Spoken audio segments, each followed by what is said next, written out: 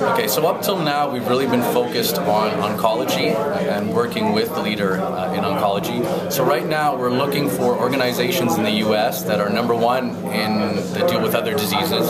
So getting into diabetes, getting into cardiology, for example.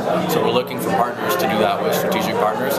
We're also looking for provider organizations, accountable care organizations that are looking to reduce their costs and increase their quality by making this information available at the point of care. So we also want to run some pilot projects, look for early adopters that want to benefit from this.